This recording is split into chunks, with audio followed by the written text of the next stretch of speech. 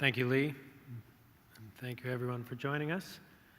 I just want to quickly talk and introduce the afternoon, which will be focused on higher education. This afternoon is, and actually the second half of our EarthEd volume is as well. Because it's not enough to redesign primary education and secondary education and not also address higher education. And by higher education, I don't simply mean university, professional schools, but everything that is adult-centered, right? Vocational training, apprenticeships, folk high schools for that time between high school and college, prison education. There are so many ways that we can continue education throughout, and it should, just like primary and secondary education, be focused on a sustainability and resilience core curriculum. So I'm just going to highlight a few chapters. 3 of our authors are here this afternoon to talk about their chapters more in depth, but I want to point out some of the other ones and some of the really interesting findings that came from there. The first chapter in the section is on rethinking higher education for a post-growth era. What does that mean? Well, what's interesting is, we do recognize that growth will come to an end. Population growth has to come to an end. We can't have 20, 50, 100 billion. Eventually, we're going to stabilize and start to contract our population. Same with the economy. We can't have infinite and perpetual economic growth on a finite planet. Mathematically, physically, it's just an impossibility. So at one point or another, we're going to have to start wrestling with the political and economic changes that the post-growth era will bring. And as Michael Maniates, the author of this chapter, makes clear, the university is at one level a product of the growth era.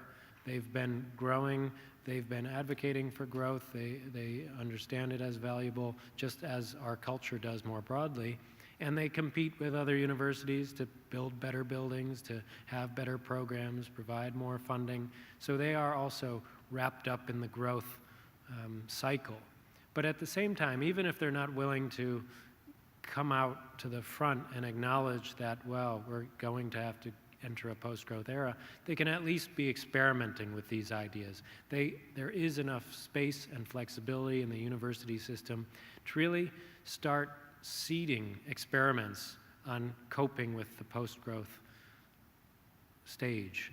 And Michael gives really interesting examples, everything from experimenting with shared work hours and shorter work weeks to the interesting things coming out of Oberlin College with the Oberlin Project, thinking about a sustainable and localized economic and business model, cooperatives, especially cooperatives around core businesses that universities will always draw from, everything from food services and laundry to the broader logistics systems that they require. Zooming in all the way to the classroom, the next chapter by Jonathan Dawson and Hugo Oliveira really looks at how do we go from the staid kind of distribution model of education, sharing information like into a receptacle, and really invigorating the classroom, bringing the classroom back to life. And this is a picture from Jonathan's work at his college, where he actually incorporates dance and drama directly in the classroom, co-learning strategies that he talks about in his chapter.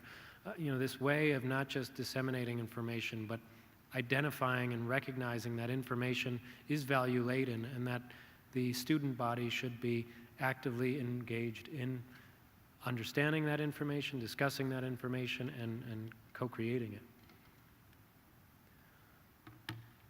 And again, we'll have a short video by Nancy Lee Wood, the author of Vocational Training, on this topic, but it's very clear in her chapter and beyond that with the resource limitations that will come, and already we're seeing it now, the amount of student debt that students are crippled with coming out of college often, more and more, especially as economies shrink, will choose vocational paths. Apprenticeship model in Germany is really stellar, and if we could adopt that here and find a way to bring it into this culture, I think we would benefit significantly from it. And for those not familiar with it, specifically, students after high school are invited to do an apprenticeship, apply to do apprenticeships with companies, get the training, get a stipend to do that, and become experts, whether that's in technology or manufacturing, or something like baking. Right? A good friend of mine, who's German, whose son just finished his apprenticeship in baking, and he's become a master baker, right? And that doesn't foreclose the opportunity to go back to university, to a higher education, more traditional, but it allows for a whole path down a career that one can explore and become expert in, that not necessarily is just a basic, broader academic education. And again, as Nancy will describe in the video, the value of real skills in agriculture, in things that will be relevant for the eco-technical transition will be even more essential in the future. Connected closely, I think, to the vocational training, and again, Jocelyn Rose Trevay will speak on this in much more detail in a little bit, but on prison education and science education in prisons and sustainability education, the opportunities that provides for the inmates, and in a way to empower them to provide new vocational training and to expand the circle of the environmental movement, to open up our often too wealthy, too white, too middle class movement into a much broader circle of individuals who can bring that knowledge and commitment and passion back to their communities. And finally, there are a whole series of chapters, and I would have loved to have even more, on all the disciplines that could be upgraded for life on a changing planet. Economics, agricultural sciences, both of which you'll hear more about in a little bit, engineering, business school, and medical school. We could add so much more to that.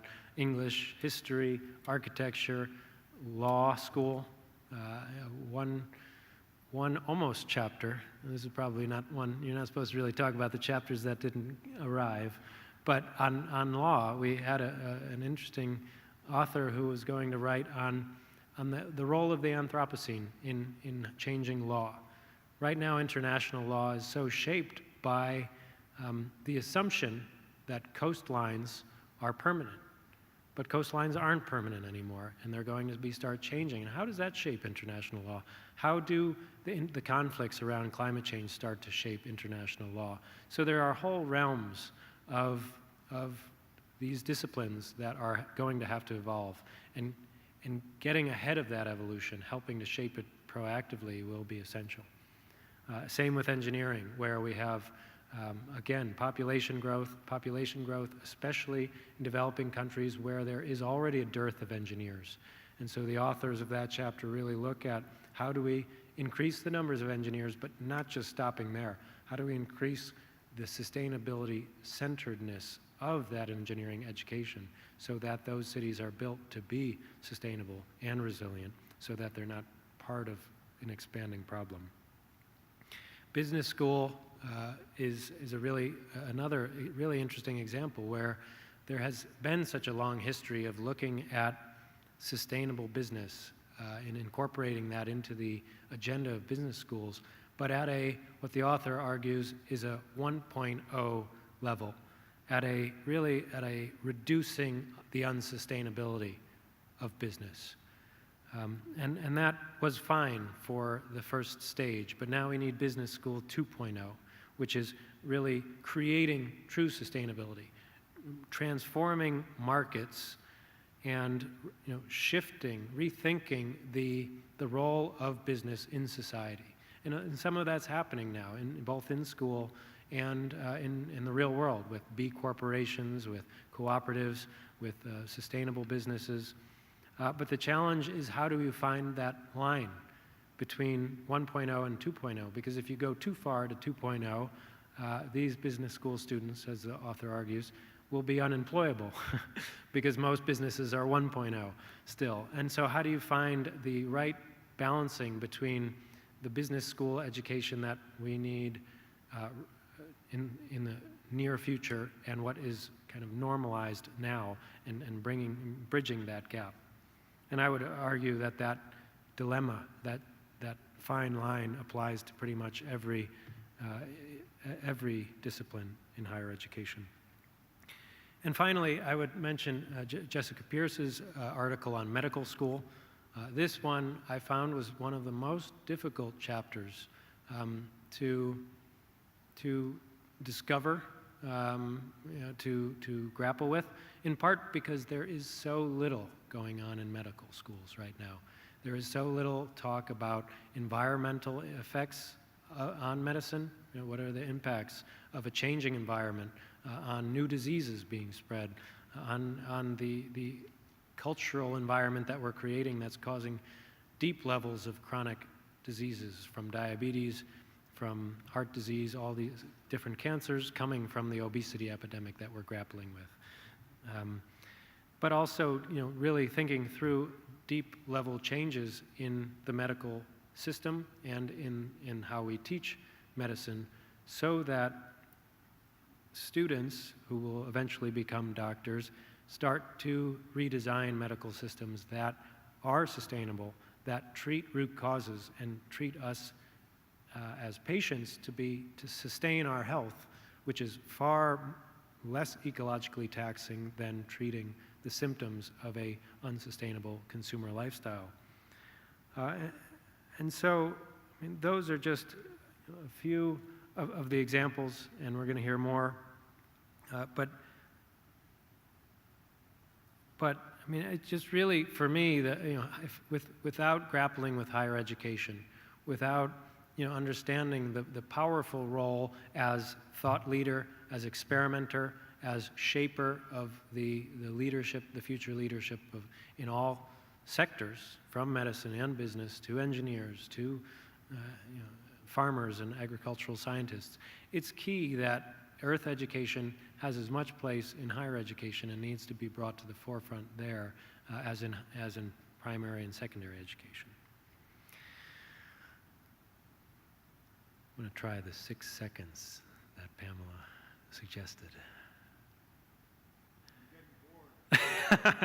Yeah, well, it doesn't always work. But let me bring out now Josh Farley, who wrote the art chapter on ecological economics. He is an ecological economist at the University of Vermont. I've known Josh for many years now, and his voice is always one that expands the conversation and really provokes and challenges. So I, of course, invited him to join us, not just today, but in writing on this essential topic of ecological economics.